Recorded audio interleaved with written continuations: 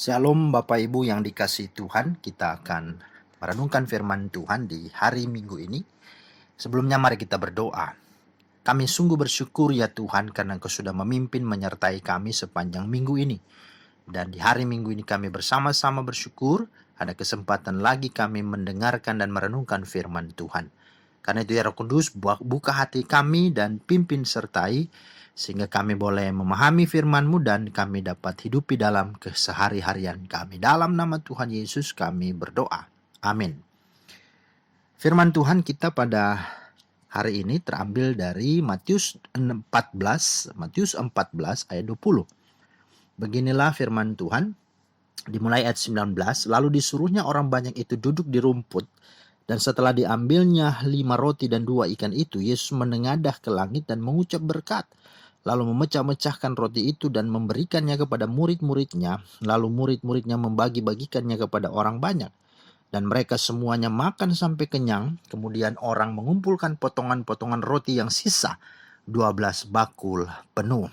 Itulah firman Tuhan yang menjadi dasar dari perenungan kita pada hari ini. Bapak Ibu, tema kita adalah jangan ada sisa. Tema kita jangan ada sisa. Cerita tentang Yesus memberi makan 5.000 orang lebih hanya dengan 5 roti dan 2 ikan sangatlah terkenal. Dan ketahuilah bahwa satu-satunya kisah dalam Alkitab yang dicatat hanya oleh 4 kitab Injil, Matius, Markus, Lukas, dan Yohanes. Ya, itulah kisah 5 roti dan 2 ikan. Berarti ini kisah yang begitu spektakuler. Dan ribuan orang pada saat itu makan sampai kenyang. Dan lalu dikatakan ada sisanya pula, ya. Nah, Matius 14:20 berkata, dan mereka semuanya makan sampai kenyang. Kemudian orang mengumpulkan potongan-potongan roti yang sisa, 12 bakul penuh. Pertanyaannya, mengapa bisa ada sisa? Nah, menurut William Barclay mengatakan bahwa di dalam pesta-pesta orang Yahudi selalu ada kebiasaan orang Yahudi untuk meninggalkan sisa makan untuk para pelayan. Ya, luar biasa bukan? Jadi mereka tidak makan untuk diri mereka sendiri, tapi mereka sisakan untuk para pelayan. Nah, coba ya dengan orang Indonesia begitu ya. Ya mungkin sudah berbudaya tanpa maksud meremehkan, tapi ya itulah yang kenyataan terjadi. Jangankan menyisahkan untuk para pelayan, untuk undangan dan tamu yang masih ada, masih hadir. Mereka belum sempat makan, makanan sudah habis. Dan sudah nggak ada sisanya lagi.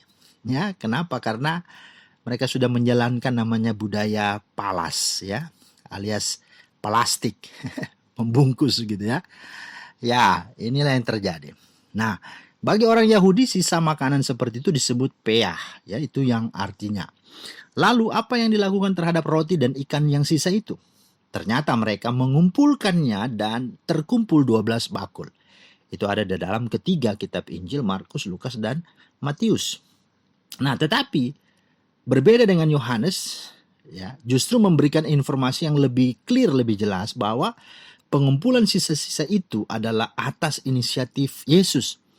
Dalam Yohanes 6 ayat 12 berkata, dan setelah mereka kenyang, Yesus berkata kepada murid-muridnya, kumpulkanlah potongan-potongan yang lebih supaya tidak ada yang terbuang. Nah, kalau yang pertama itu dikatakan dalam Matius, Markus, Lukas, ya, jangan ada yang sisa, kan begitu. Tapi justru di sini Yohanes berkata supaya tidak ada yang terbuang, menurut Yohanes dari kata Yesus. Nah, tentu kisah ini luar biasa, bukan? Ya. Tetapi poin yang ingin saya soroti dan tekankan di sini adalah bahwa Tuhan menyuruh mengumpulkan sisa-sisa makanan roti itu. Ya. Seakan-akan Yesus mau berkata, jangan ada sisa. Nah, itulah yang menjadi perhatian kita, concern kita dari perenungan ini.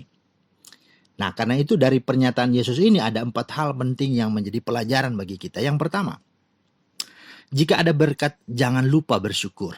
Jangan lupa berdoa, mohon berkat kepada Tuhan. Itu teladan Yesus Kristus dan itulah yang harus kita hidupi. Dan pesan dari firman Tuhan ini.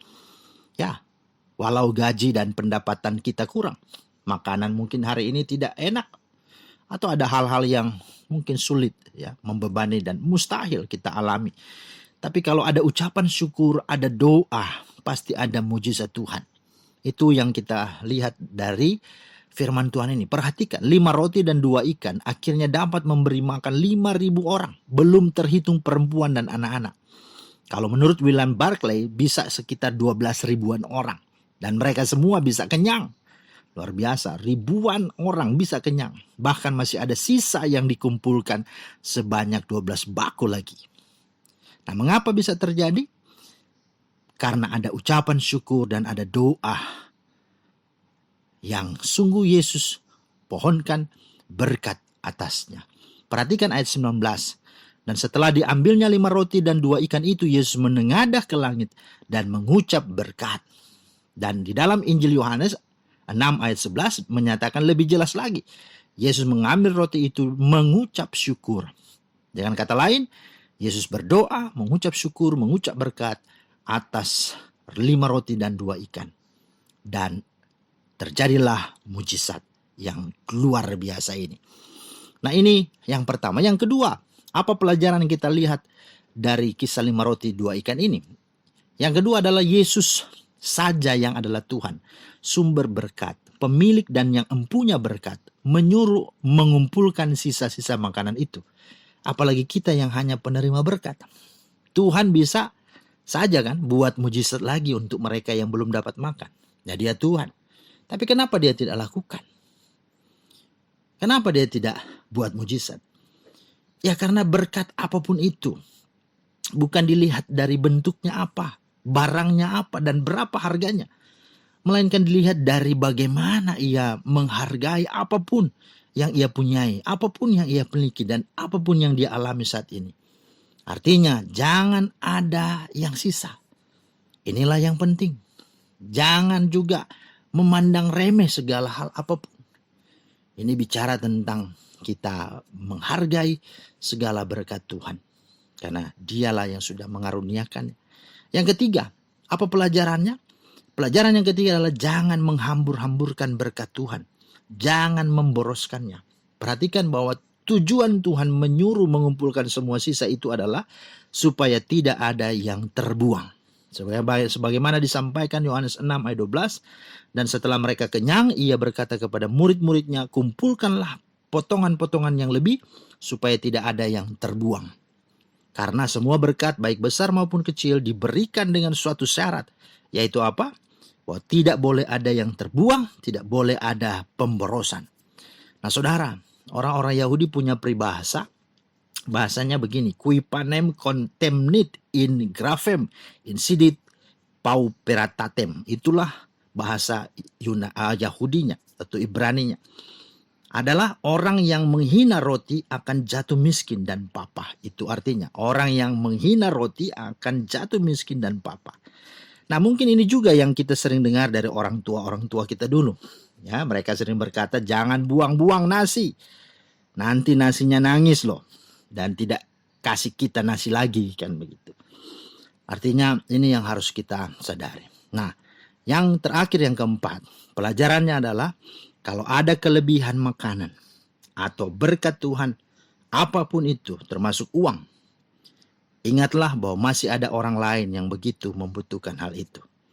Karena itu salurkanlah pada mereka daripada kita hambur-hamburkan dengan sia-sia.